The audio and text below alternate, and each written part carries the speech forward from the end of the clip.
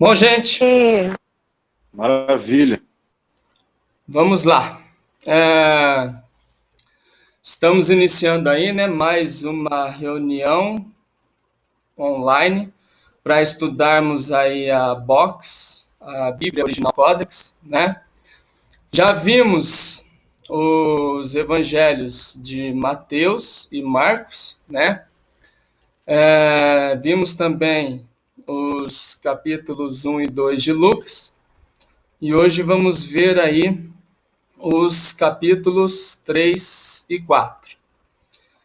Eu vou estar compartilhando aí alguns slides, né?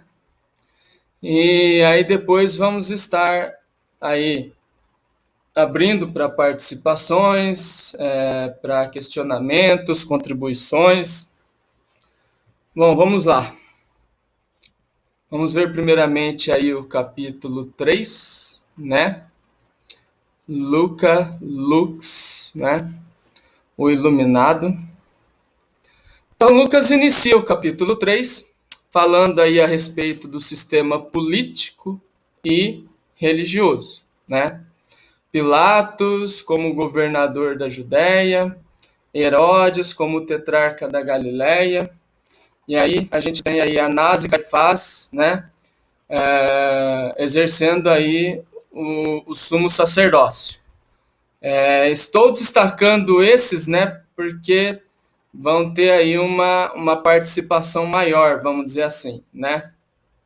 É neste período que João, filho de Zacarias, vindo do deserto, trouxe a palavra do Senhor.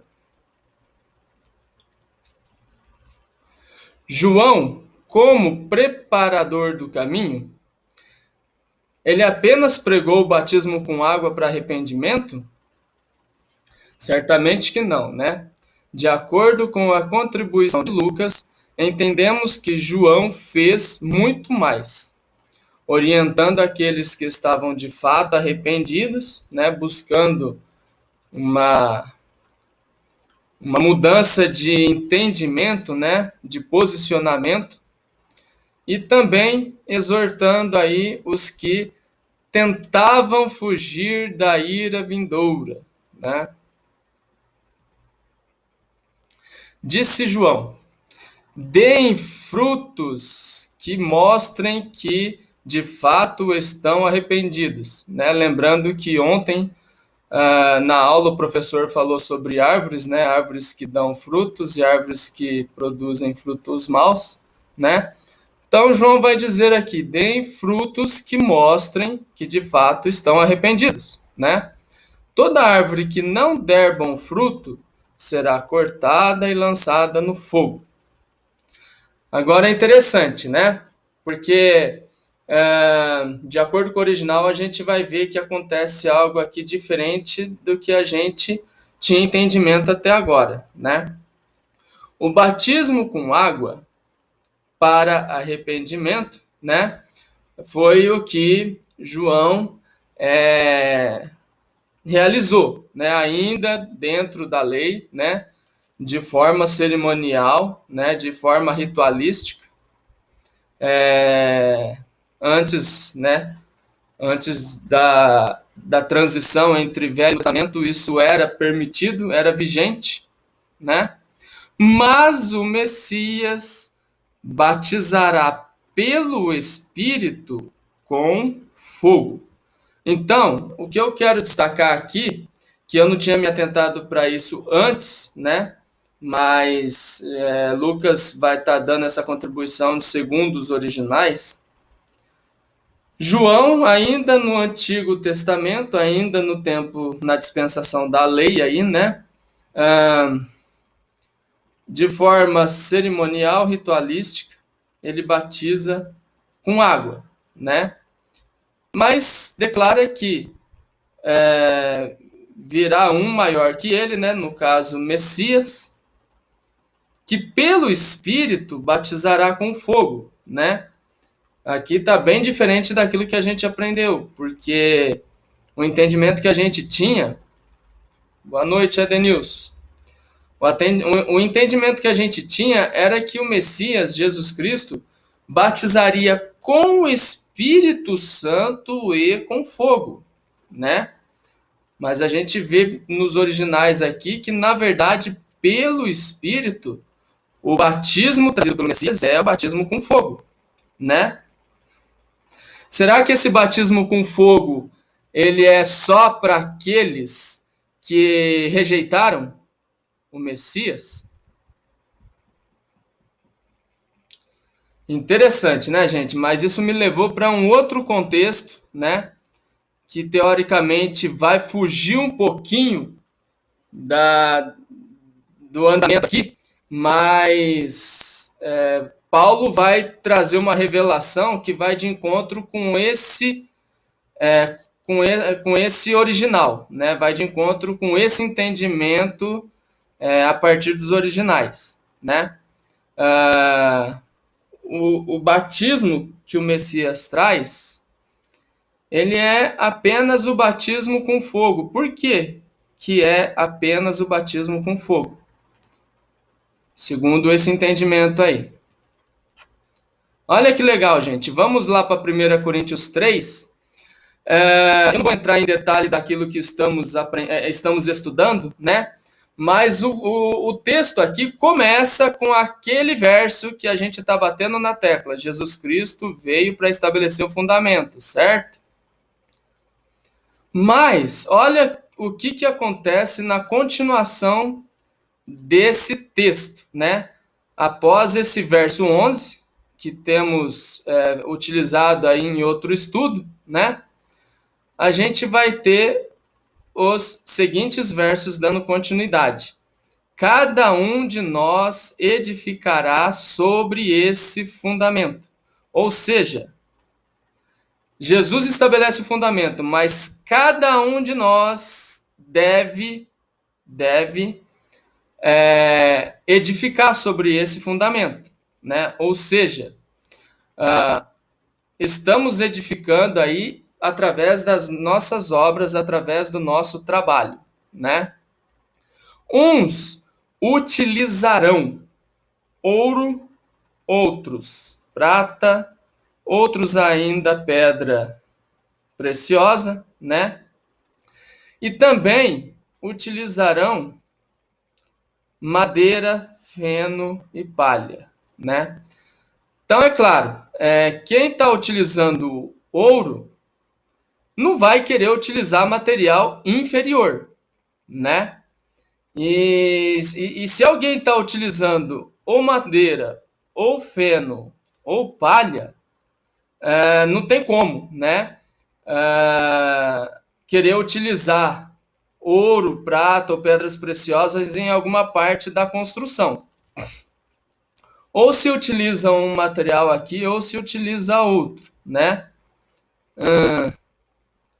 A obra de cada um se manifestará ao ser provada pelo fogo. Olha só, a obra de todos será provada pelo fogo. Se a obra permanecer, ouro, prata e pedras preciosas resistem ao fogo. Esse receberá galardão. Mas, se a edificação foi feita de madeira, feno ou palha, se queimar, esse ainda poderá ser salvo, todavia terá que passar pelo fogo. Qual fogo? O fogo da rehologramação, né? Então, o texto mostra aqui que ambos serão salvos, porque houve obra, né? Porém, aqueles que se dedicaram mais, né? Aqueles que valorizaram mais, né, o trabalho, esses vão permanecer e vão receber galardão, né?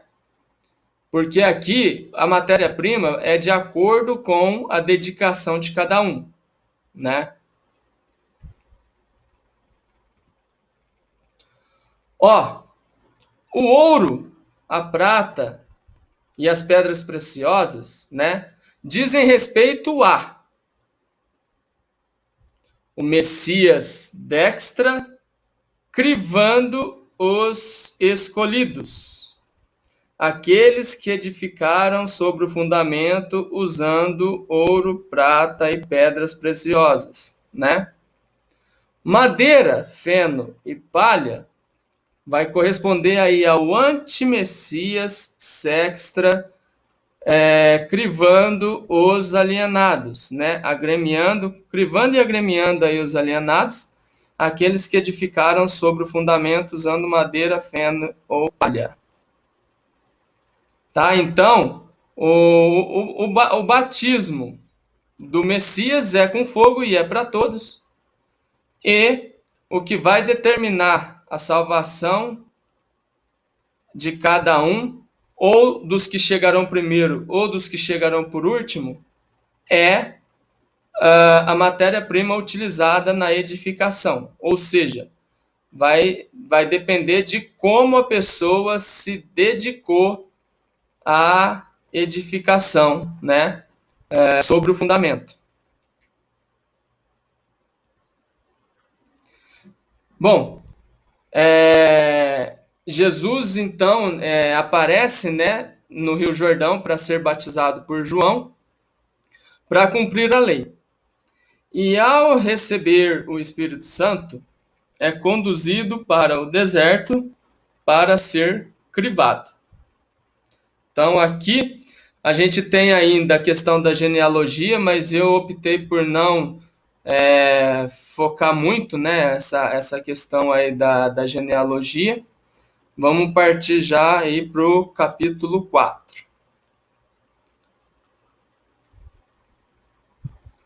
Bom, primeiramente, né, nosso Supremo Mestre Jesus Cristo foi crivado no ter, no fruto do ter. Jesus teve fome.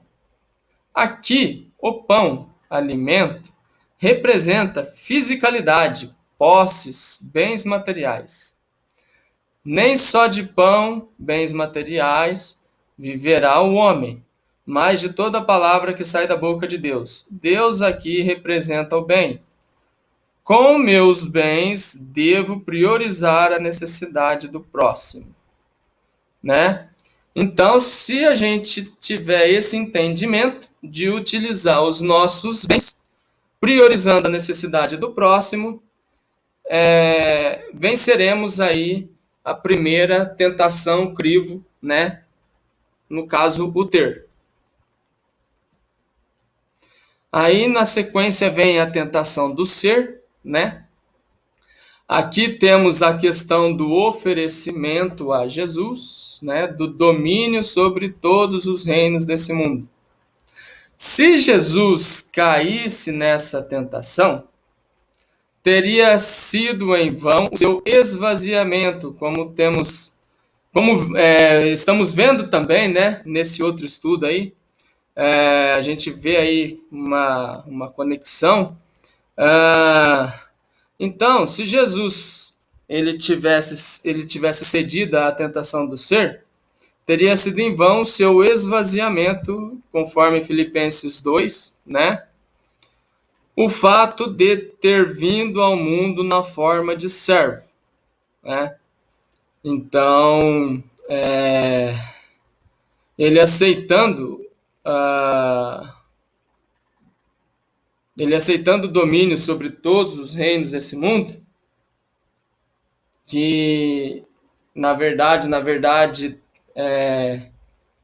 tinha sido dado temporariamente, né, ao mal, à sexta, vamos dizer assim, né? Todos aqueles que valorizam as coisas desse mundo, eles caem na tentação aí do ser, né? Então, quando a gente nega a si mesmo, a gente está obtendo a vitória sobre a tentação do ser. Por fim, né, vem a terceira tentação, crivo, né, que é o poder. Aqui vemos a Bíblia sendo usada para privilegismo, porque está escrito: aos teus anjos ordenará ao teu respeito. Boa noite, Eli. Aos teus anjos ordenará a teu respeito que te guardem. E aí ele continua, né? O verso continua. Salmos 91, 11, né? Da Bíblia protestante, no caso 90 da Bíblia católica. Se Jesus caísse nessa tentação, realmente ele poderia se lançar e seria sustentado por seus anjos, claro. Se caísse nessa tentação, jamais poderia dizer, né? Se tu queres me seguir, deve negar-se a si mesmo, né? Aí a gente vê que a tentação do ser e do poder, elas meio que andam juntas, né? Então, geralmente, quem é apegado às coisas desse mundo tem a preocupação, né, de acumular as coisas, né, para se considerar alguma coisa, vamos dizer assim, né, buscando aí reconhecimento e coisa e tal. E, e boa noite, Tati. Quando a pessoa ela foca mais, né, no naquilo que ela tem, em questão de status, coisa e tal, acaba o poder subindo pela cabeça, né? E de modo algum ela vai ter condição de se negar a sua própria vontade, né? Priorizando a necessidade do outro, do próximo. Após vencer as delta tentações, crivos, né? Jesus volta para a Galileia e inicia a sua missão. Ele prega na sinagoga num dia de sábado, usando o texto de Isaías 61, né, dizendo que aquele texto estava se cumprindo nele, e por causa disso ele quase é morto pelos bíblios. Depois disso, ele cura um endemoniado em Cafarnaum, realiza muitas outras curas e resolve se retirar em um lugar deserto. Mas esse retiro não dura muito tempo, né? Logo após ele ter ido para esse lugar deserto a fim de, né, ficar um tempo sozinho e tal, a multidão o encontra e reclama, né, por ele ter se ausentado e coisa e tal. Então Jesus diz à multidão, né, que ele não poderia permanecer apenas ali, mas que precisaria estar pregando o evangelho do reino em outras localidades também. E aí encerra, né, o capítulo 4. Bem, eu até tive aí um incentivo, né, a respeito aí de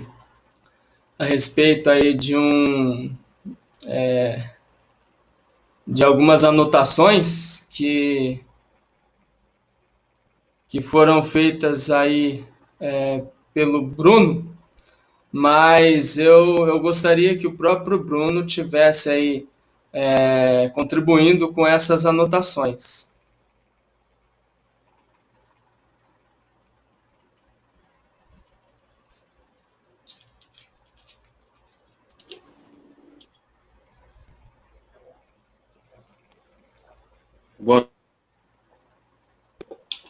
Boa noite. Boa noite. Vocês estão me ouvindo? Sim. Ouvindo bem? Tranquilo. Porque o aplicativo aqui para mim está um pouco travado, né? Ah, tá. Mas, voltando aí ao que você estava dizendo, Uhum.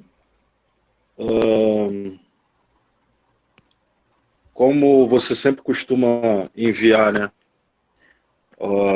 as videoaulas e tal, para a gente ter um momento para poder acompanhar a videoaula e depois buir, né? Esse é o objetivo, né? O objetivo nosso aqui não é simplesmente ler por ler a Bíblia Codex ou assistir o vídeo do professor Akel por assistir, e sim aprofundar cada vez mais a nossa visão sobre esses textos, né? Sim. E refletir sobre eles. E o que eu enviei para o professor Altair durante a semana, na verdade, é um compilado de diversos questionamentos que me vieram a partir do grau, né, do livro de Lucas, de capítulos 3 e 4. Sim. E eu queria compartilhar essas perguntas com vocês, no intuito da gente pensar sobre elas um pouco, né? Perfeito. E a primeira pergunta assim, que eu queria trazer aqui, e dar liberdade também para a gente poder responder, é que no capítulo 3 de Lucas, a gente vê lá João Batista fazendo a pregação dele, e, sobretudo, João Batista, ele tinha uma linguagem, né? Ele tinha uma pregação na qual as pessoas ouviam o que ele falava e acreditavam que João Batista poderia ser o Messias do qual eles estavam esperando. Né?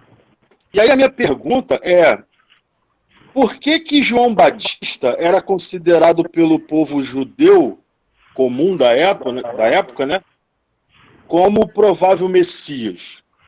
O que João Batista representava dentro daquela sociedade para que eles enxergassem João Batista como um possível Messias?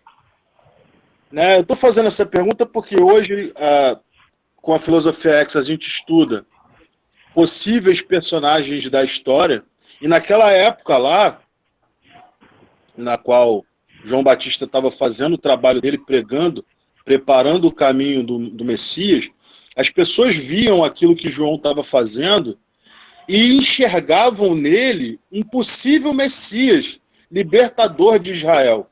Mas por que as pessoas achavam que João poderia ser esse Machia? E aí eu queria que a gente falasse um pouco o que vocês acham que João Batista tinha de qualidade para poder ser considerado um possível Messias. O que vocês acham, o que vocês pensam sobre isso?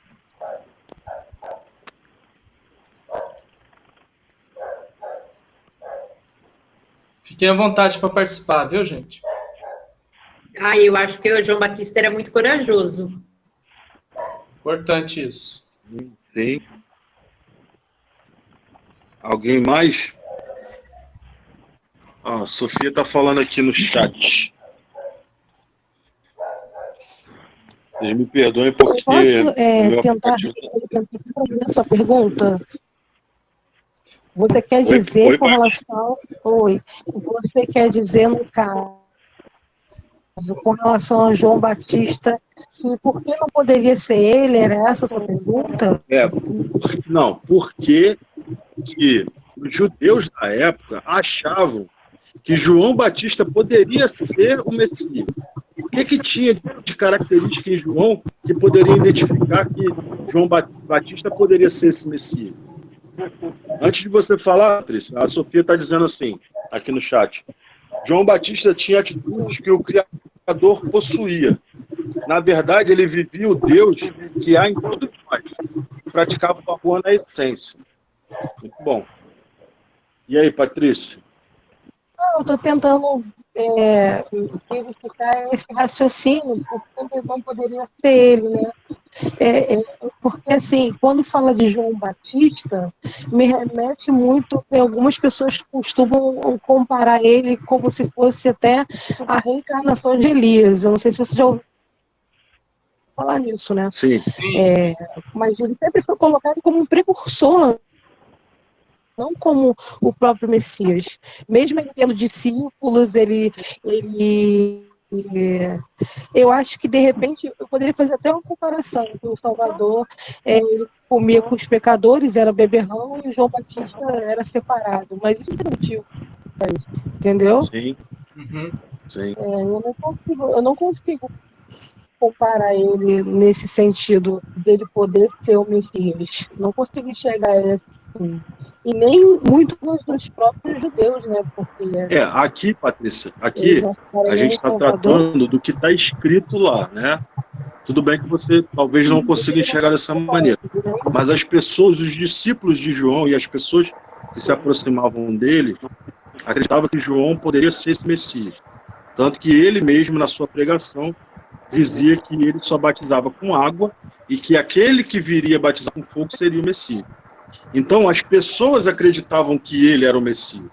Não era ele que pregava isso, entendeu?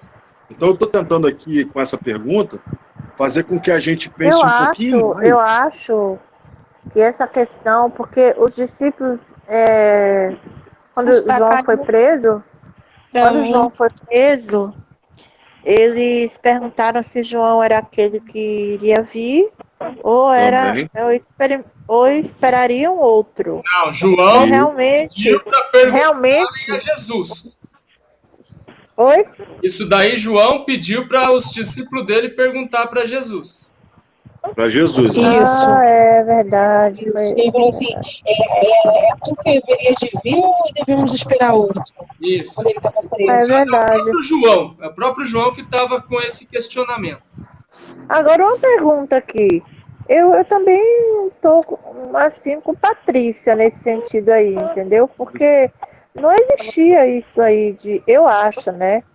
Que não existia essa dúvida se João poderia ser Jesus. Eu também tô achando isso um pouco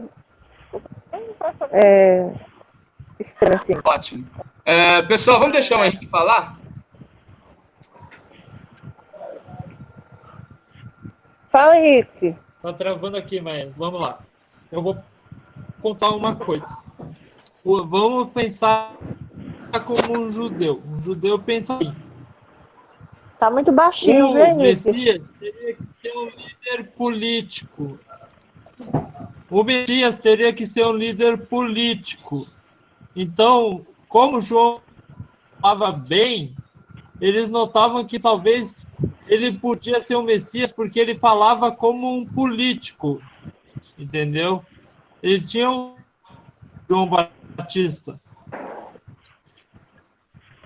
Bom, eu vou deixar para o fim. Eu vou deixar para o fim se outra pessoa não disser antes, né?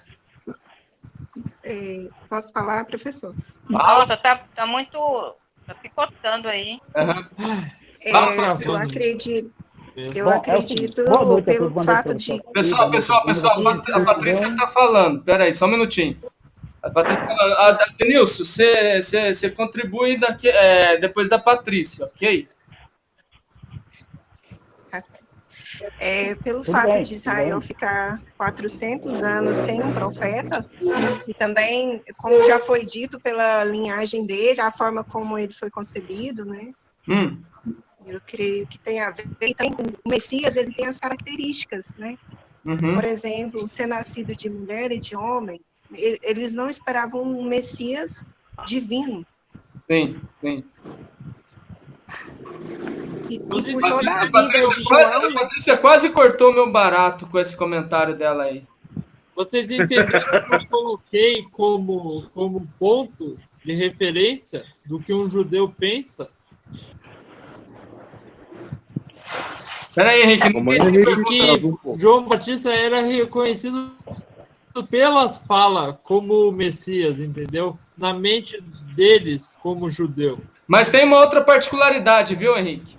A Patrícia mencionou algo aí, né? E eu acho que cabe aqui complementar o que a Patrícia falou já, referente ao seguinte, que pode até ser que o Pode até ser que o povo judeu esteja até usando isso como cortina de fumaça, coisa e tal, mas existe um entendimento de que o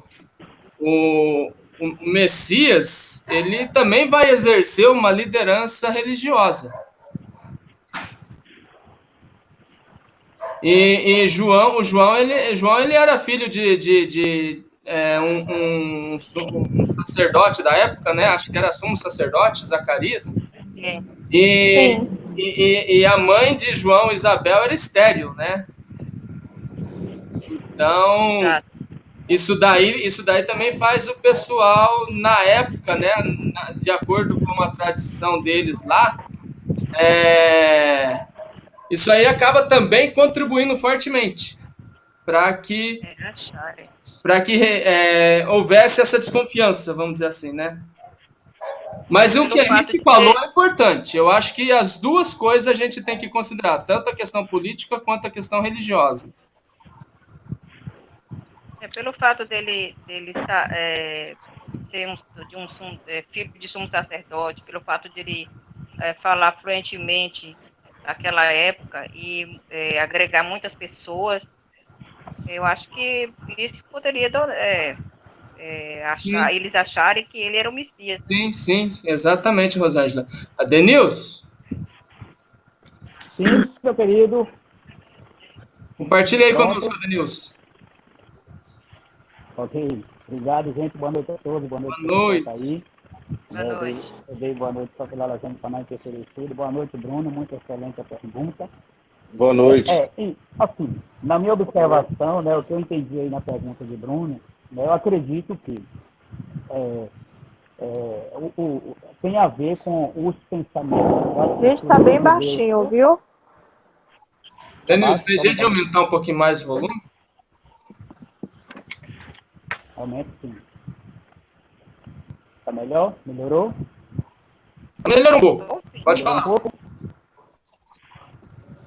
Aí, assim, acredito que a pergunta de Bruno aí, Bruno não está se referindo que toda massa religiosa acreditava, ou seja, pensava, imaginava que João seria um possível Messias. Acredito que mais do povo, o povo mais simples, mais humilde. Porque a minha observação, eu acredito que pela própria vida que ele levava, né, pelo próprio jeito de viver, né, as suas características simples, humildes, né, e cumprindo boa parte da lei.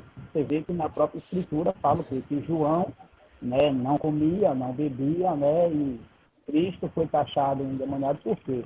Né, toda aquela coisa dera aqueles nomes terríveis ao verdadeiro Messias, porque ele comia e bebia, né, comelão e beberrão, e João não era nada disso, era o oposto disso. Ou seja, João era, de fato, fazia de acordo segundo a lei, né? No entanto, ele nem se obstiu de todo tipo de alimentação natural, né? Não é porque ele se alimentou mais de, né, alimentos mais silvestres, né? Como foi, enfim, se exercitando de todo esse tipo de alimento natural e pela própria vida dele mesmo enfim, pela parte da passagem que eu li mais ou menos de João. Eu acredito que seja isso. Perfeito. Então, por isso fazia o povo ter sei lá, um pequeno pensamento que ele poderia ser Messias, por essa característica, acredito eu. Maravilha. Naquela época também, professor, João também era para substituir Zacarias, como ele era um filho de profeta, né, de sacerdote. Isso. Sacerdote, então ele tinha como a lei, né, era essa de que ele substituísse, né, a cada época, né, do pai passar e aquela. Então, assim, né, e como ele não aceitou, ele não foi para o sacerdócio oficiar, né, Sim. ele simplesmente abandonou, ele não aceitou, ele foi para o deserto, ele foi comer gafanhoto, mel, essas coisas todas, então, assim, a pessoa poderia ter pensado, né, poxa, ele é uma posição tão elevada como sacerdote, e ele não querer, né, essa posição e rejeitar, então, né, poderia ter até as pessoas pensar, poxa, então ele é o Messias, né? Sim. Abandonar tudo assim, não querer. Mas também isso aí. Professor, tá aí? Sim? Eu posso dar um parecer, mesmo como aprendiz aí, diante dos evoluídos? Por favor, Marilene. Veja só, o que eu vejo?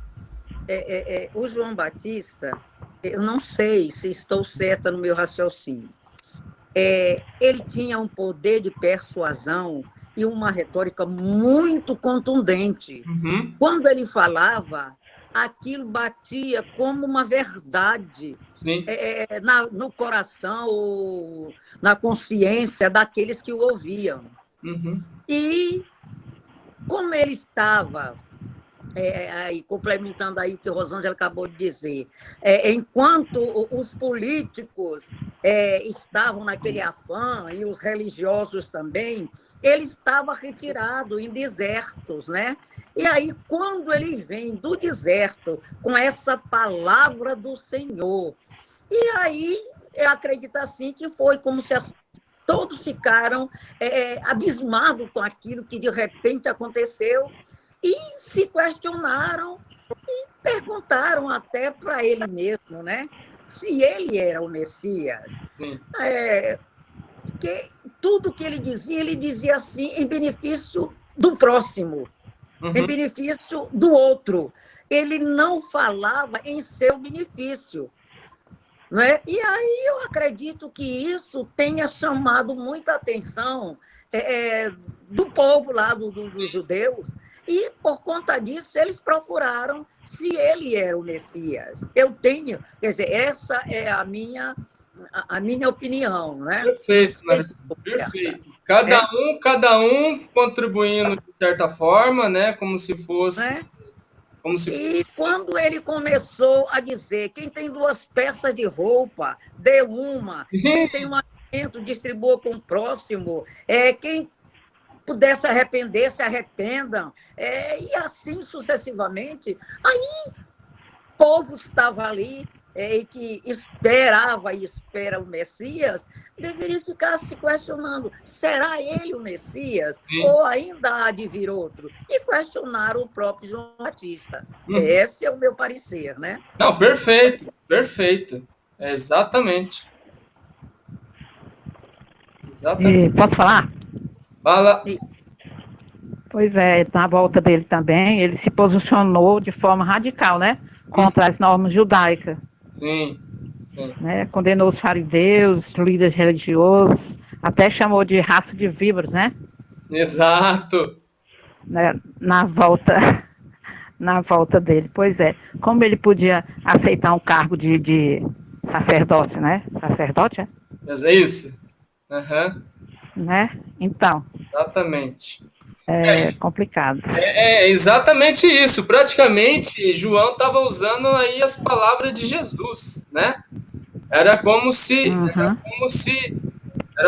João já tivesse sendo boca antes, né? Antes de iniciar aí a missão do Messias, vamos dizer assim. Na verdade, era praticamente isso, né?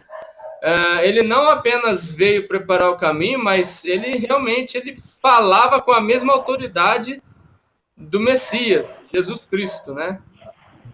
Exatamente, Exatamente. Henrique? Outro ponto. Compartilha. Ele tinha um carisma como de Jesus, sim, entendeu? No mesmo espírito. Mesmo espírito. Parecia que o mesmo espírito de Deus estava sobre João Batista, eles acharam que era o Messias, né? Perfeito. Pode ser. Sim. Existia uma ligação muito forte entre ele e Jesus, houve a gravidez, né? De Maria e Isabel, praticamente juntas. Então, há um relato na Bíblia que quando Maria chegou perto de Isabel, seu ventre tremeu, né? Sim. Ela ficou muito... bonita, é muito bonita. Ficou agitado no ventre, né? Ficou agitado, né? É. Isso, pois é. Então, eu acredito que é muito forte, né? A questão também, gente, é que João Batista foi alguém pré-determinado, que veio pré-determinado com uma missão naquela época. Exatamente. Então, como ele veio com essa missão de preparar o caminho, ele era alguém que tinha peso, né? Tinha autoridade, entendeu? E é isso. Pois é, e morreu por falar a verdade, né? Exatamente. Morreu De por falar a forma tão verdade. trágica. Falar a verdade, falar com coragem. Com coragem. Exatamente. Saber E, qual é e todas as pessoas, gente, todas as pessoas que é escolhido por um propósito é assim, né? Destemido, corajoso, sempre assim. É a certeza da verdade. É. Ele não tinha medo de nada. Nada. Pra ele falava e acabou. Sim. O que viesse para ele era lucro. Gente, eu gostaria Então, calma aí, se alguém Altair. que ainda não participou, gostaria de participar em relação a esse questionamento. Por favor, quem ainda não participou, gostaria de participar. Qual o questionamento do Bruno, que eu não estou... Não. Eu só quero perguntar a Ju uma coisa. A Ju falou o seguinte. Oi, e Bruno. Quem é predestinado para uma missão, essa pessoa tem coragem, confiança, tem características que estão alinhadas com a missão pela qual ela foi predestinada. Então, baseado nisso, existe quem é predestinado e existe quem não é predestinado. Não é isso? Não é isso. Quando eu falo predestinado, quando eu usei esse termo, predestinação, talvez foi até um termo equivocado. Eu estou falando o seguinte, que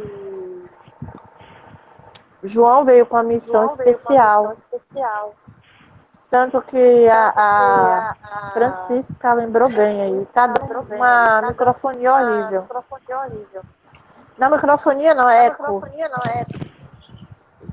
Vai com eco mesmo, tá bom. Tanto que Francisca falou assim, né? Quando Jesus Isabel encontrou com Maria, os bebês se mexeram no ventre, né? Então, o que acontece? João Batista veio com um fim específico. É nesse sentido que eu estou falando, entendeu?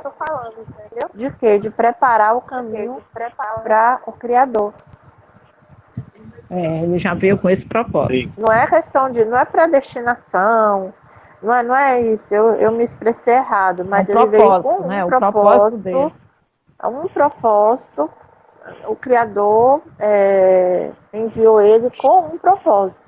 Aí eu falei que todos aqueles que têm que Deus age com propósito na vida deles, eles são assim, destemidos, corajosos, como Paulo, como Pedro, como cada um de nós, né, que abraçamos a causa. Acontece que, por exemplo, vou dar um exemplo recente, né, o professor Acker, por exemplo. Ele foi alguém que ele tem uma missão especial, gente. Porque eu nunca, a não ser Paulo da Bíblia, eu nunca vi um homem falar com tanta ousadia, com tanta, sabe, sem medo de nada, destemido como um professor Acker. Nunca vi. Então, eu vejo que ele tem também uma missão especial. É nesse sentido que eu estou falando. Eu sou meio fraquinha de me expressar, mas eu espero que vocês tenham entendido. Não é questão de predestinação, é questão de uma missão especial, entendeu? Não, claro, não desmerecendo ninguém, nem desqualificando ninguém, mas eu espero que vocês tenham me entendido, entendeu? Assim. Entendi, Ju. Muito bom. Eu entendi. Perfeito aí. Por isso que eu provoquei. Exatamente. E eu amo ser provocada, cutucada. Só podia ser Bruno, mas Bruno, só tô te dando corda. Eu só quero perguntar se o Bruno tinha uma questão de assunto que foi esquecido de falar aqui. Como é que é, Henrique? Repete que eu não entendi. Uma questão, tu perguntou sobre isso, né? Como que o que levou a eles pensar que João Batista era o Messias? E você Exatamente. tinha outra questão dentro dessa questão. Eu queria saber qual é, para dar um ponto aqui. Gente, agora, verdade... sinceramente, Bruno, sinceramente, eu não estou me recordando disso. Depois você vê lá na sua Codex, página 81. Eu vou ver depois. Página 81. Tá. Mas a questão, Henrique, a da segunda pergunta, é quais características que João tinha que levava os judeus a acreditarem que João Batista era o Messias, mas já responderam. Todo mundo aqui contribuiu de uma maneira que fica claro e evidente que João Batista estava encarnado do mesmo Espírito que Jesus estava.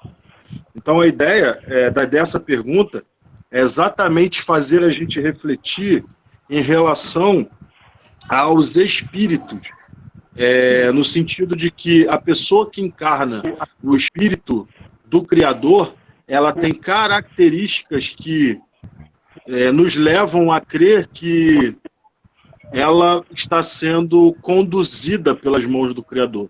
Então a ideia da pergunta é a gente aprofundar um pouco os detalhes que estão escritos ali, que às vezes a gente passa sem prestar muita atenção, mas que são fundamentais para a gente começar a entender, por exemplo, por que João Batista usa uma linguagem tão similar à linguagem que Jesus usou nos seus ensinos e nos seus confrontos com o sistema religioso. Ou seja, João Batista, como a Carminha mesmo disse aqui no chat, que era o preparador do caminho de Jesus, fica claro que para alguém preparar o caminho do Messias verdadeiro, essa pessoa tem que estar alinhada, né? E aí esse alinhamento, ele acontece tanto no comportamento que João Batista tinha, quanto com a linguagem que ele usava, e tanto com aquilo, com a essência daquilo que ele falava. Né? Como a Marilene trouxe a questão da pregação de João Batista, do que ele falava na sua pregação, uma pregação de desmaterialização, né? Uma pregação que visava o próximo, um ensino que visava pensar sempre no bem do meu próximo e não necessariamente no eu, nem tampouco naquilo que o Império Romano fazia na época e que o próprio sistema religioso judaico fazia na época também. Né? Então... Bruno. Oi.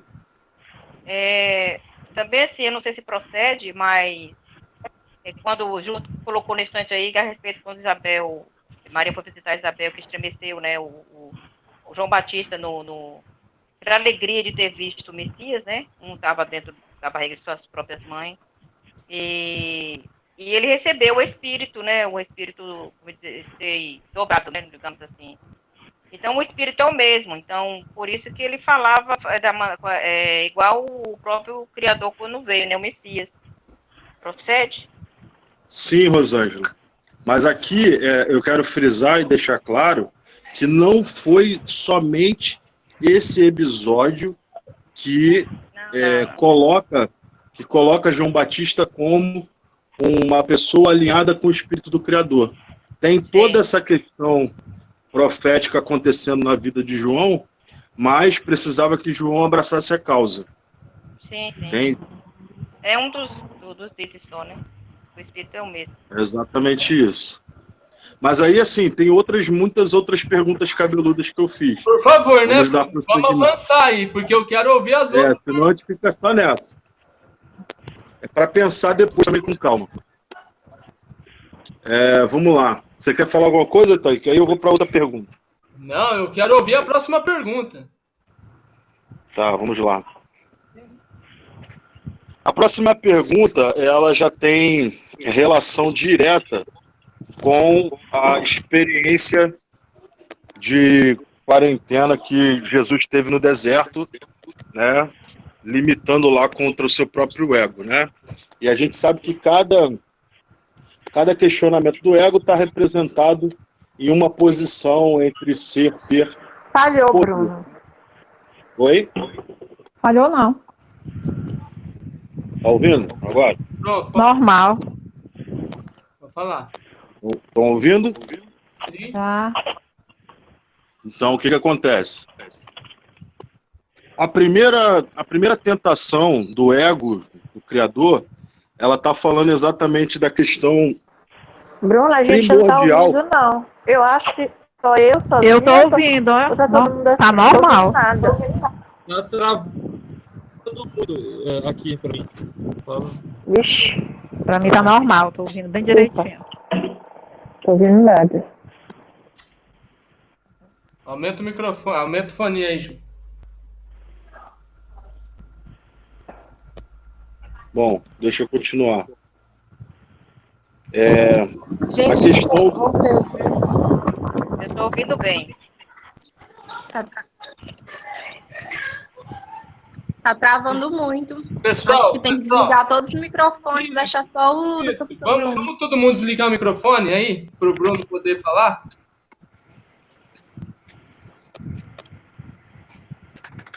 Só me avisa aí, Altair, que eu não estou olhando a tela do aplicativo. Perfeito. Quando tiver tudo... Vamos lá. A segunda pergunta é em relação à tentação.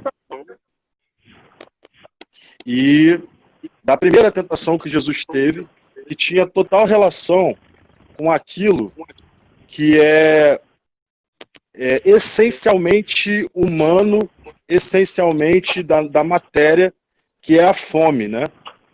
E aí a pergunta que eu me fiz, que eu queria dividir aqui com vocês, qual foi a principal característica em Jesus que o fez vencer o impulso humano da fome e não aceitar transformar pedras em pães para matar sua fome? Qual é a relação dessa resposta de Jesus em relação à sua própria missão como Deus encarnado, como Deus homem? Então aqui eu estou querendo entender o seguinte, estou querendo que a gente fale um pouco, o que tinha a ver Jesus não aceitar transformar pedra em pães e matar sua fome com a missão que ele tinha como Criador na Terra? Por que ele toma uma decisão de não transformar pedra em pães e dizer para o seu próprio ego que não é só de pão que vive o homem, mas é de toda palavra que sai da boca do Criador, ou de toda palavra que emana do Criador? E o que isso tem a ver com a sua própria missão na Terra, né? Com aquilo que ele fez na Terra? Eu não sei se vocês conseguem pegar a ideia, mas a ideia o pão, a comida, a fome, ela é algo extremamente natural e humano. Entretanto, ele mesmo se colocou numa situação em que ele recusou atender o impulso normal, humano, que é sentir fome, e essa recusa, ela tem uma relação direta com aquilo que o Criador era, aquilo que ele veio fazer, a missão que ele veio cumprir aqui na Terra. E aí eu queria saber se alguém consegue me dizer o que tem a ver o fato de Jesus recusar um impulso humano, e a gente está falando de um impulso humano que é a fome. Talvez aqui nós não tenhamos passado por uma situação de fome, mas a pessoa, quando está com fome, ela perde total noção da própria realidade. E ainda assim, Jesus recusa a transformação de pedra em pães, provando assim, né, para o ego que algo é mais importante. E aí, o que essa recusa de pão tem a ver com a missão dele? O que vocês acham? Professor Bruno, não seria o caso de Jesus não querer ser adorado pelo, eu vou dizer assim, pelo povo, né? Por privilégios, pela soberania dele, porque ele queria apenas ser visto como um justo, e não porque ele tivesse poderes para transformar pedra em pão, eu vou dizer assim, interferir, sei lá, fazer alguma coisa. Ele não queria ser adorado, vamos dizer, pelo que ele representava, mas ele queria ser adorado pelo que ele era. Sim. Pela justiça que ele era. Seria isso? Seria também, mas não é só isso. Boa noite. Eu acho que...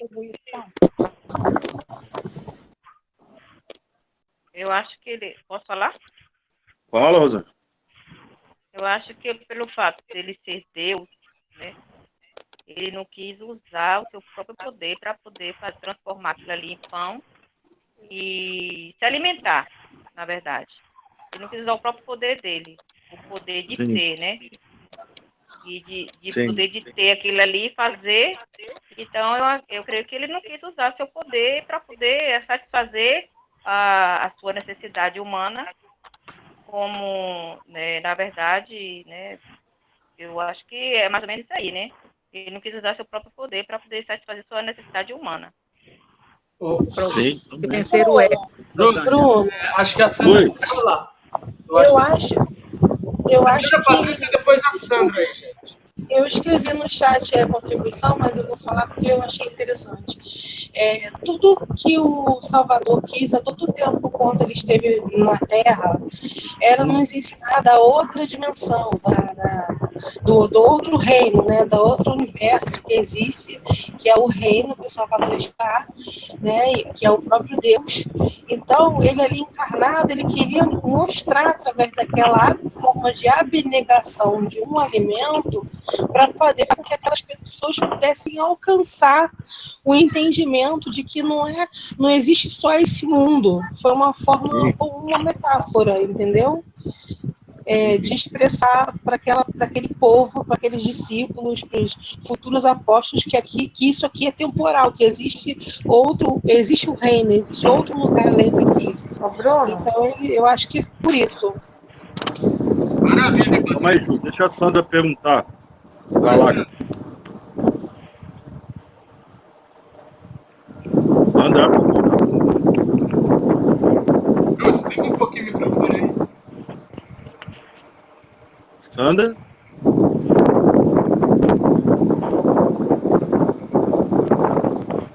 Ô, Ju, você quer falar alguma coisa?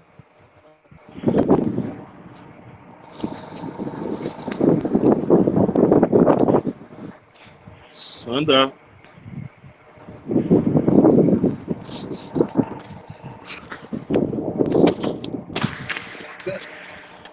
Será que aconteceu algum problema no microfone da Sandra? Será? Deve ter acontecido. O aplicativo hoje está muito complicado.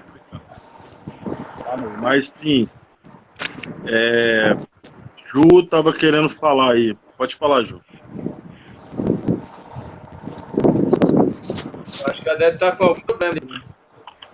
Bruno, Vai. tá me ouvindo? Sim. Eu tô com problema sério no fone de ouvido.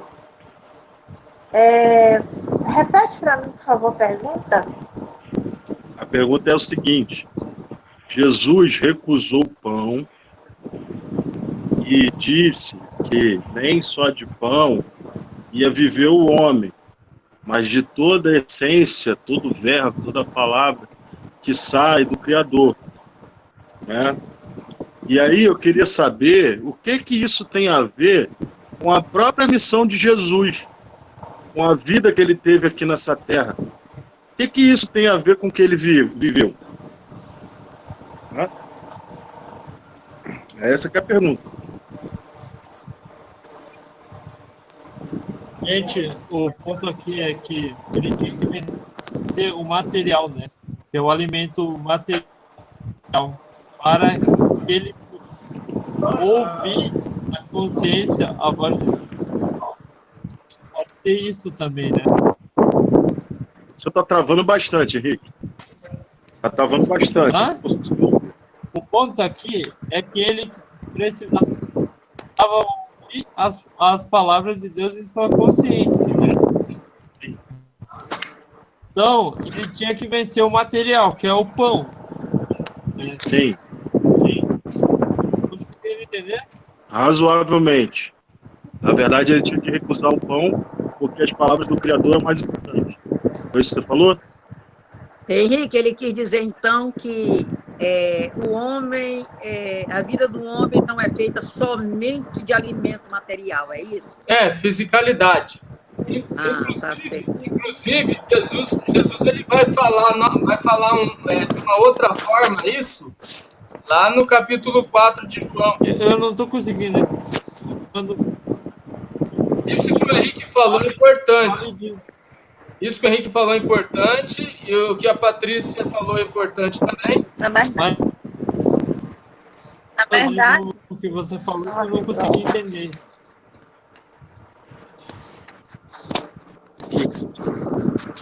O que você não conseguiu entender, Henrique? boa noite. Ela quis dizer o que no sentido de nem só cobrir. É isso que eu não entendi o resto. O seu tá picotando demais, Henrique. Eu não tô conseguindo entender nada. Por quê? Posso falar uma palavrinha? Fala, Maria Jessi, depois você fala, Henrique. Deixa eu dar... Cede aí para Maria Jessi, depois você fala. Rapidinho. Fala, Maria Jessi. Posso? Claro, né? Tá ok. Eu acho assim, a essência de Jesus afogar a verdade. Valia muito mais do que a carne pro físico. Peraí, tá dando muito. Nossa, tá horrível. Eu acho que é o microfone da Sandra. A hora que ela ativou para falar, começou a dar eco. Ela deve estar duplicada no programa. Deve estar. Ô, Maria, vamos ver. Tenta falar agora. Então, tá ouvindo? Sim. Eu penso assim, que para Jesus o valor principal, primordial, era pregar o evangelho, a verdade, Sim. Que tinha um valor muito além do que até mesmo a questão do pão, para matar a fome, apesar que também é importante. Mas ele esteve aqui não só pelo pão, o pão que alimenta o corpo, mas o pão que alimenta o espírito, que é a palavra da salvação. Perfeito, Maria. Gente, deixa eu só fazer um comentário rápido aqui, juntando aí a contribuição da Patrícia Britt, do Henrique, da Maria Jessi. Jesus ele vai deixar bem claro essa questão da primeira tentação crivo aí, quando ele está lá, né, em João 4, após ele falar com a mulher samaritana no poço, os discípulos chegam com alimento, né? Que eles tinham ido na cidade comprar e coisa e tal. E Jesus vai falar para os discípulos que ele tinha um alimento para né, um alimento para estar consumindo que era mais importante do que aquele alimento físico, vamos dizer assim, né? Então, em João 4, juntamente com os discípulos, Jesus ele vai falar nesse sentido também, né? Que existe um alimento muito mais assim importante para ele do que simplesmente o alimento físico, vamos dizer, né? Então, João 4 tem essa contribuição também, né? Apesar de João não estar enfatizando, né, a questão da tentação, a questão do crivo aí do terceiro poder, A gente vai ver no capítulo 4 Jesus se posicionando da mesma forma que ele se posiciona nessa primeira tentação do ter aí, né? E A Altair? posição dele era muito mais importante do que qualquer coisa física, né? Sim. Professor, deixa eu só falar aqui, assim, igual o professor Alckmin, né? Revelare, né? É assim, essa questão do Salvador ter priorizado as coisas concernentes ao reino. Sim. E ele vive, né? Não tem uma passagem que diz assim, buscai primeiro o reino de Deus e a sua justiça e as demais coisas, né? Então, prioridade dele do Salvador era completamente de falar acerca do reino para as pessoas, né? Perfeito. Então, é isso que a nossa amada falou aí com relação ao reino, à pregação do evangelho, mas eu vejo mais isso como uma forma de ensino, porque a todo momento, todas as parábolas de Jesus, tudo que era falado, era a fim de ensinar o povo. Então, muitas atitudes ele tomou a fim de que as pessoas seguissem o exemplo dele. Sim. Até mesmo contrariando a lei da época. Por exemplo, a mulher que estava, a prostituta, ele começou a arriscar no chão, quer dizer, aí, onde é que estão os seus acusadores? Né? E na lei não dizia isso. Sim. Então, todo momento ele ensinou a humanidade como deve ser. Perfeito, Patrícia, perfeito. Ó, só deixa eu ler rapidinho também, a Patrícia contribui aí com Mateus 6, acho que 33, né, do buscar em primeiro lugar o reino. O texto que eu falei de João 4 é o verso 34, ó. Disse-lhes Jesus, a minha comida consiste em fazer a vontade daquele que me enviou, né? Então, não que saciar a fome física, né, seja assim algo, vamos dizer, secundário, por exemplo. Ele precisava também, né, suprir a necessidade física, mas ele estava priorizando a questão aqui, a necessidade espiritual, né, de fazer a vontade do Criador. E Altair, só para a gente passar para a próxima pergunta, quando Jesus recusa transformar a pedra em pão, ele só ia alimentar quem? Ele mesmo. E o objetivo dele era alimentar quem? Suprir a necessidade dos outros, né? Exatamente. Então, essa é a analogia, né? Sim. A analogia de que eu vou comer, mas vou comer só eu que vou comer. E o meu objetivo não é esse. Sim. Meu objetivo é que todos tenham alimento. E alimento que dure para a vida eterna. Perfeito. Entendeu? Beleza. Muito bom. Vamos à próxima pergunta. O caso era aí ser justo com todos, né? Isso, exatamente. Sempre com pensamento de unidade e errade. Exatamente. Né? Nada que Jesus fez pensando em si próprio. Então vamos lá para a próxima questão. Bora. A outra questão tem relação com ter, né? Ter de Jesus. Quando Jesus recusa o domínio sobre todos os impérios do mundo, trazendo para si a glória de um verdadeiro imperador, ele procede na sua recusa com que intenção? Ele, sendo o próprio Deus encarnado, já tinha toda essa glória. O que isso também tem a ver com a missão dele? Ou seja, quando ele recusa o domínio de tudo, ele recusa, mas ele já era o próprio Criador encarnado. Ele provavelmente nesse momento não precisaria recusar uma coisa que já era dele. Sim. Né? Mas ainda assim, ele recusa. E o que isso tem a ver com a missão dele como Criador? Né?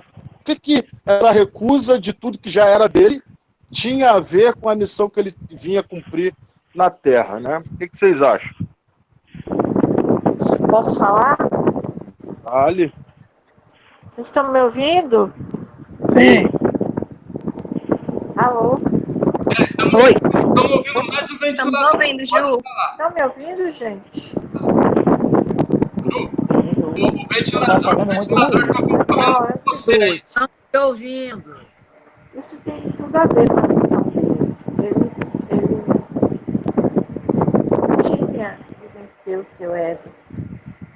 Ele tinha que passar pelo mesmo processo que estamos passando agora. Dá para ouvir nada. Para que Ju, o ventilador está tudo atrapalhando, o seja ventilador. feito toda hora que o realizador tiver. Ai, meu Deus. O ventilador está atrapalhando agora. Vocês estão me ouvindo? Estamos ouvindo agora. Ele precisava passar por todo esse processo que hoje nós passamos, né? Porque se não ele não tivesse vencido o ego dele, ele continuaria sendo o filho de Deus, né? Porque Deus pode tudo, mas ele veio como filho do homem. Como filho do homem, ele precisava vencer o seu próprio ego. Entendeu? Por isso que hoje nós podemos também, que se ele conseguiu, nós também conseguimos. Entendeu? Aí. Isso aí. Eu vou reforçar o que a Ju falou. Ele precisava ser exemplo da lição de humildade.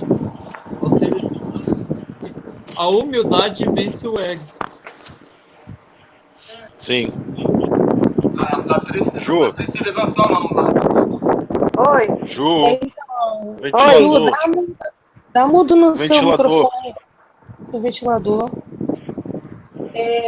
Então, eu percebo assim, Ju, seu áudio, por favor. Ah, tá, desculpa. Então, agora é o ventilador dela. Então, assim, eu percebo que durante toda a história da humanidade, desde a Torá, o Antigo Testamento, até a vinda de Jesus, nós observamos a história da humanidade sempre através de um fracasso, né? Ligada a um fracasso. Todos eles tentaram, todos eles falharam. Até mesmo o rei Davi, que alguns consideravam como, até usaram a expressão, né, segundo o coração de Deus. Mas ele também fraquejou, ele também tropeçou, ele também falhou. Então, ele foi a expressão da perfeição de que é possível esse vencer, né? Mas que vencer é caminhar cada dia para uma perca até mesmo da vida, e a gente tem que estar preparado para isso, né? Então ele foi nos mostrar que nós não deveríamos temer, que nós devemos ser corajosos. Boa. Alguém mais? É isso aí. Estão me ouvindo? Me escuta, Bruno? Sim, Ademir. Pode falar. Basicamente eu também acredito que tudo isso aí que as pessoas, né, as histórias aí têm contribuído aí, realmente tudo faz sentido. Mas eu ainda assim acredito em um propósito maior. Né? Nosso mestre, tudo que ele fez foi relacionado a ensino, a deixar como exemplo, realmente, de fato, como já foi dito aí. Então acredito que tudo fez parte de um grande ensino. Né? Não é à toa que foi registrado para que nós hoje pudéssemos conhecer, né, essa história e justamente isso. Então, foi um ensino que ele quis deixar em vencer o próprio ego, de verdade. E não, né, sob de todo esse ter e poder, porque só assim, só dessa forma, poderíamos alcançar assim, a tão imensa e sonhada, né, salvação e estar realmente no caminho, né, que é poder passar pela porta, né, a porta d'água que é Cristo, né, a porta aberta ao lado para que pudéssemos passar, só vencendo esse ego que nós todos conhecemos que é o diabo, maldito, esse é o verdadeiro diabo, né, dentro de cada um de nós temos que vencer. Então, acredito eu que, né, tudo foi ensino. Cristo, a todo tempo ele queria provar, mostrar, ensinar para a gente, né, e enfim, toda a história dele foi mostrando e nos ensinando, sempre. Então, eu penso dessa forma, né? E é ensinando para que nós vençamos o ego. E um deles está muito ligado no texto, e no poder, ou seja, o maior ego, o maior diabo é o que está ligado no ser, no ser e no poder. Então, para que pudéssemos vencer, né, ele fez isso e fez questão que fosse registrada. Acredito eu. Perfeito, Adeus. Perfeito. Alguém mais que queira... Eu. Oi. Oi, Sandra. Agora conseguiu. Agora que eu consegui, desespero. No negócio do pão, né? Que o Jesus transformaria a pedra em pão, é porque o metafísico superou o físico. Porque se naquele momento ele tivesse transformado a pedra em pão, não teria valido a pena o sacrifício dele, porque ele teria deixado o físico vencer o metafísico. Então, ali ele conseguiu se esvaziar quase que totalmente. Então, quando ele foi sentado no pináculo do templo, ele não poderia se jogar lá de cima, porque tudo que tem nesse mundo já pertence a ele. E ele era humilde era humilde e era bom demais para aceitar uma coisa daquela, porque tudo já pertencia a ele. E se ele aceitasse aquilo naquele momento, não valeria a pena ele. Exatamente. Enquanto a João Batista foi preparado para o deserto com a missão do arrependimento, de preparar o caminho para o Senhor. E João Batista foi o último profeta do Velho Testamento. Ele foi o último profeta. Então, ele foi preparado praticamente como Jesus para fazer o que ele fez. Tanto que ele só fez uma única pregação e logo ele foi morto. Sim. Espero que valha a pena a minha contribuição. Obrigada. Perfeito, Sandra. Muito bom. Alguém mais queria falar aí em relação ao ter?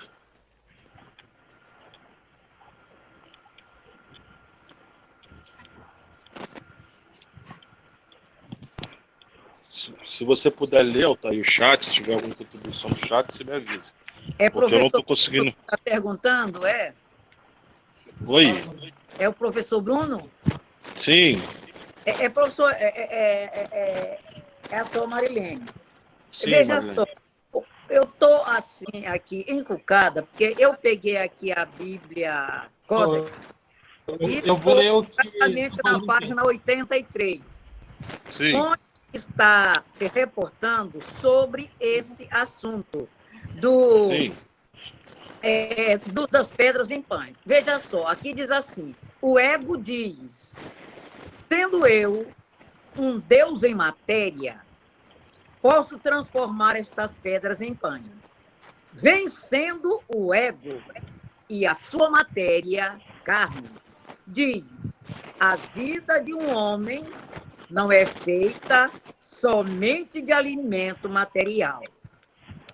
Então, em imaginação e delírio, como um holograma, pela exaustiva fome e sede, o ego o fez ver como antes, quando Deus, das alturas, vendo todos os reinos do mundo,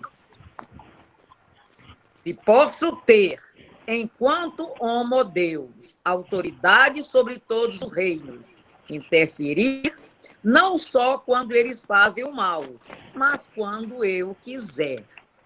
Então, eu acho que para provar a soberania dele, porque se ele se submetesse a fazer, ele estava servindo a um outro. Ele estava fazendo a vontade do ego, a vontade do diabo. Não seria? Sim. Também isso, também. Pois exatamente. O que eu quero trazer aqui, Sim. Marilene, até para a gente adiantar, Sim. é que é o seguinte. Sim. Conforme você acabou de ler, Isso. Jesus voltou a ser como ele era no início, né? Um Deus superior e dono de tudo aquilo que ele estava vendo, né? E ele recusa ser esse imperador nesse momento, exatamente por quê? Qual era a missão de Jesus? Qual era a missão de Jesus? Era simplesmente governar, ou fazer com que essas pessoas alcançassem o patamar de varão perfeito, assim. Se Jesus aceitasse o desejo do ego de se tornar esse imperador material, nem eu e nem você poderíamos hoje estar num caminho de nos tornarmos como ele. Então ele recusa esse desejo do ego de dominar toda a matéria, de ter tudo que ele pudesse ter naquele momento, porque ele não podia ir contra a sua própria justiça. Isso. E como ele não podia ir contra a sua própria justiça, ele primeiro teve que passar por todo o processo humano para que, sendo ele como um humano, ele pudesse nos dizer: vocês, como eu, estão aptos a chegar ao mesmo lugar onde eu cheguei, porque eu não quero governar sozinho. Eu não vim para governar sozinho, sempre com ideia de errar. Sempre com ideia de errar, entendeu? Pois não.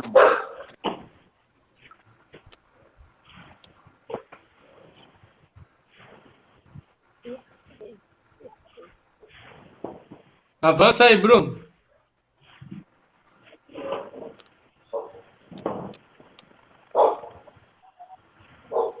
Bruno?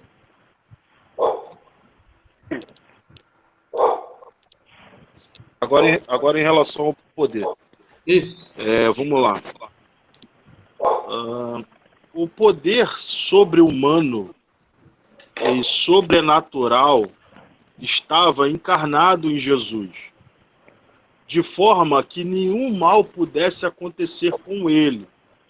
Entretanto, Jesus abdica desse poder com vistas em seu principal objetivo. Não se proteger, nesse caso, tem que significado para nós? Haja vista o exemplo de missão a seguir que ele nos deixou. Ou seja, no momento em que o ego diz, se lança daqui de cima do pináculo do templo, que os anjos vão lhe proteger, não vão deixar que aconteça nada com você, né? Jesus também abdica desse poder, abdica dessa condição superior para viver uma condição humana, né? Então, que exemplo, que significado que fica para nós em relação a essa questão de que ele mesmo sendo ali o próprio Criador, ele abdica de tudo isso de todo esse poder, de toda essa condição superior, para poder prosseguir na sua missão. E o que isso tem a ver conosco? Como eu tenho frisado aqui, tudo era um objetivo de juntar e unir a todos. E o que essa condição, né? Ele se abdicar naquele momento do poder que ele tinha, desse poder espiritual, qual o exemplo que fica para nós em relação a tudo isso? E aí, quem se habilita?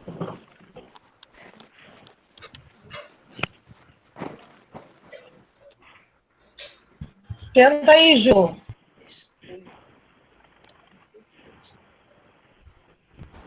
Oi? Tenta falar um pouquinho sem ficar perto do ventilador. Tá horrível aqui. Tá horrível.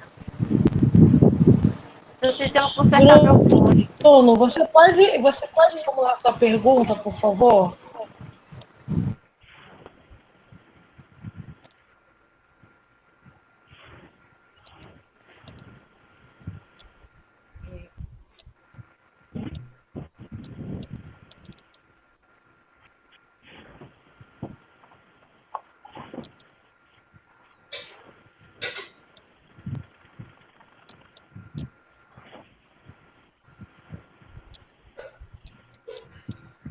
Tá ouvindo? Tá ouvindo?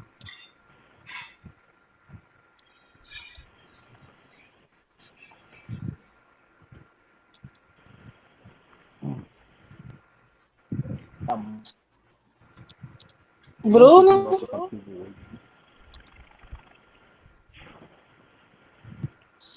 Professor, tá aí? Oi.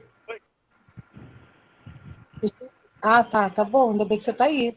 Não, tô aqui. Ficou mudo aqui, todo mundo. Não, é. Eu tô tentando entender o raciocínio do Bruno, porque quando ele fala que Jesus fala com relação a essa, ele fez essa comparação com relação aos anjos dar a ordem ao teu respeito, que ele abdica-se do poder dele, de pedir que os anjos venham ajudar.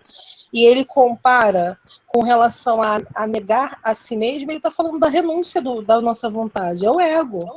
Sim, sim. Na verdade, o que acontece? Se ele se posiciona, né, no sentido dele se jogar e ordenar que os anjos o guardem, coisa e tal, ele vai estar fazendo uso do privilegismo, né? E isso daí vai contra tudo aquilo que está proposto como crivo, vamos dizer assim, né? Porque não só por causa dessa passagem, mas Isaías, outros profetas também falaram que ele assumiria a forma de servo, né? Sim, sim.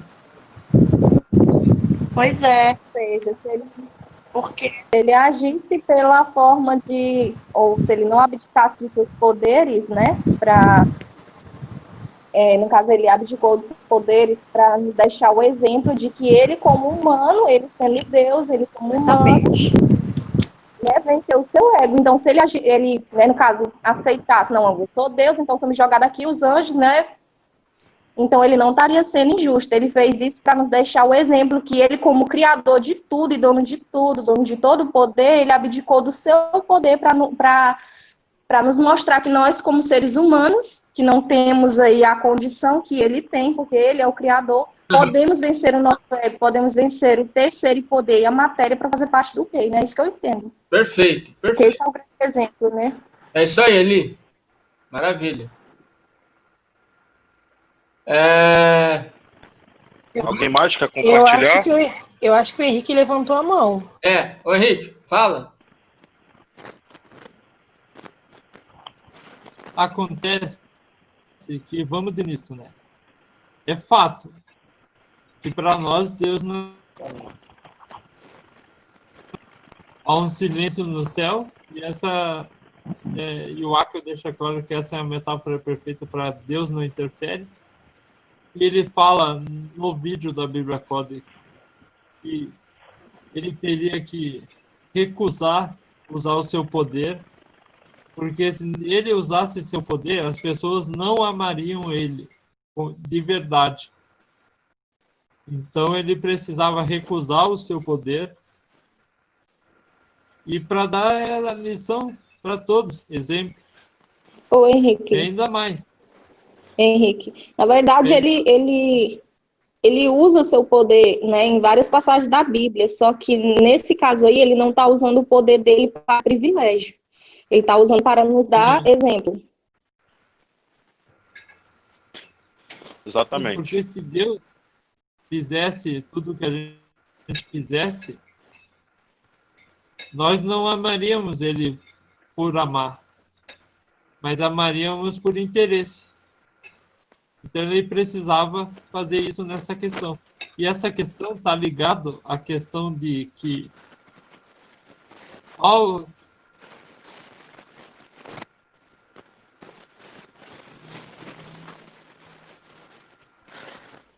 Tá picotando. Cortou. Cortou. Quer dizer,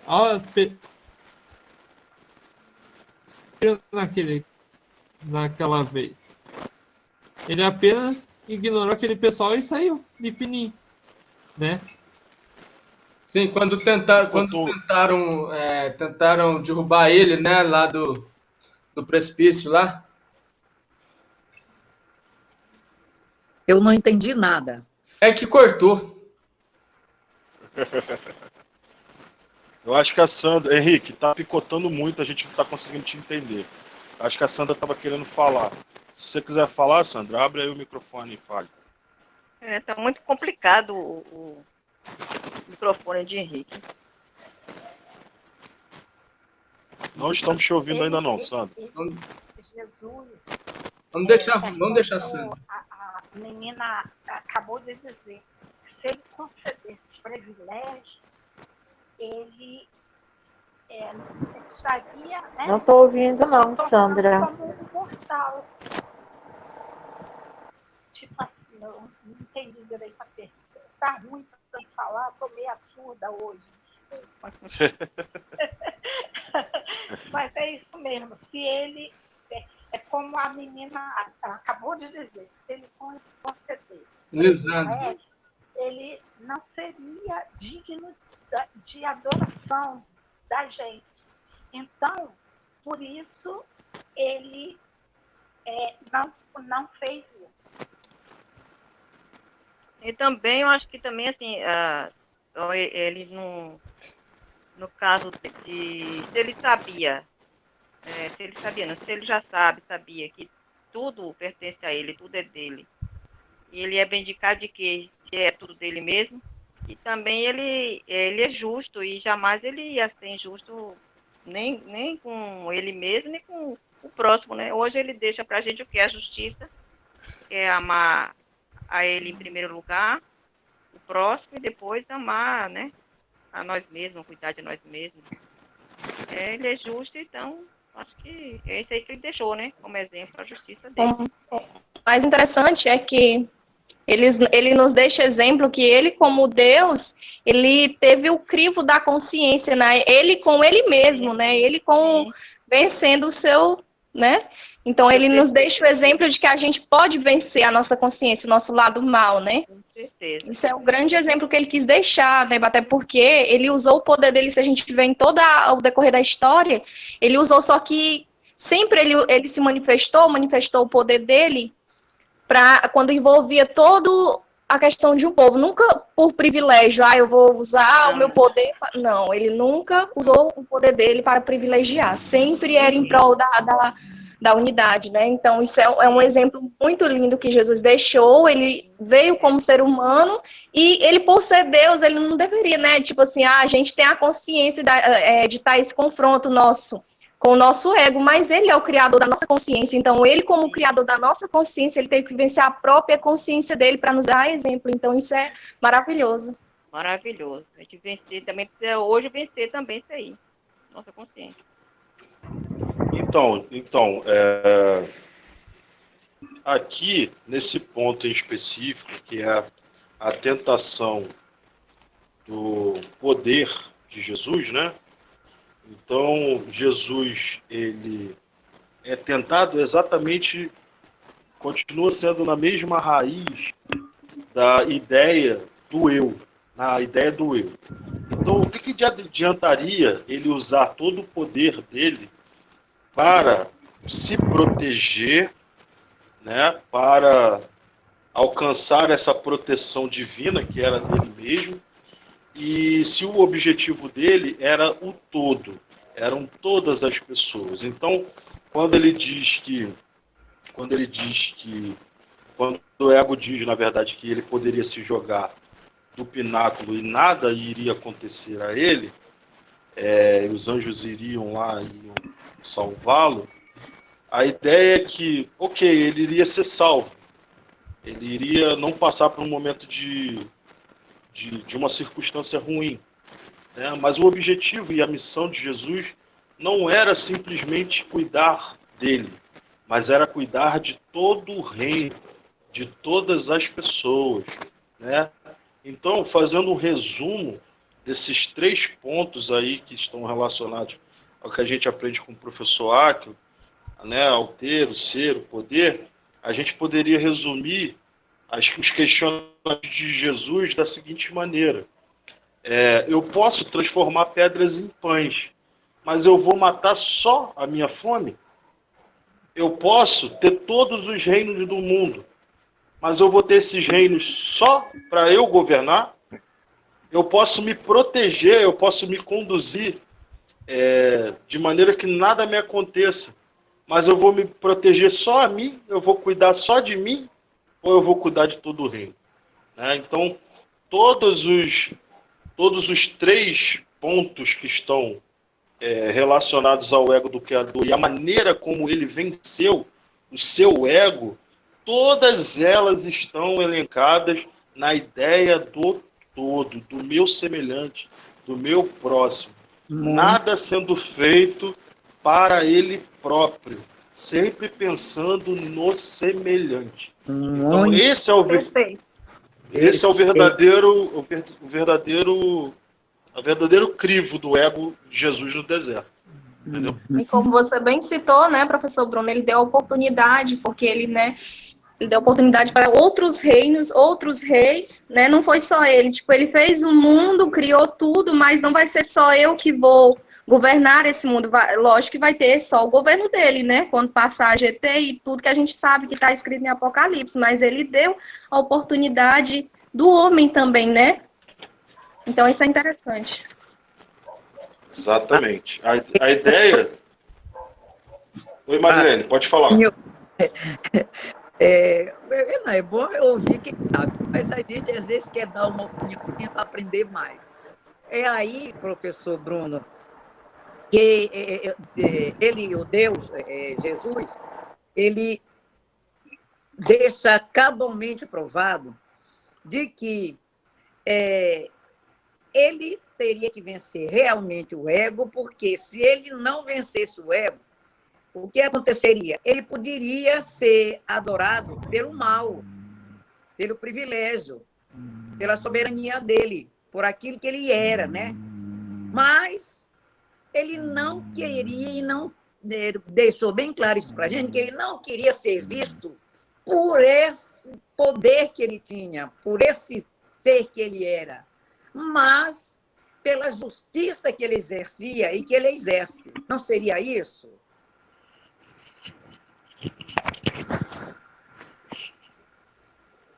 Não me ouviu? Sim, claro, exatamente. O que eu quero deixar claro e frisar aqui, já deixo você falar, tá, João? Depois você pode falar. O que eu quero deixar claro aqui é que a tentação do ego de Jesus, a todo momento, está levando ele a pensar única e exclusivamente nele, e não em pensar na missão que ele tinha em relação à sua criação.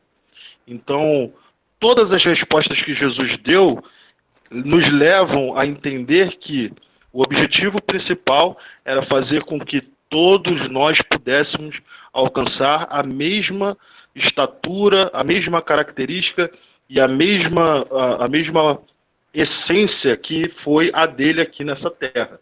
Né? Então, essa é a ideia.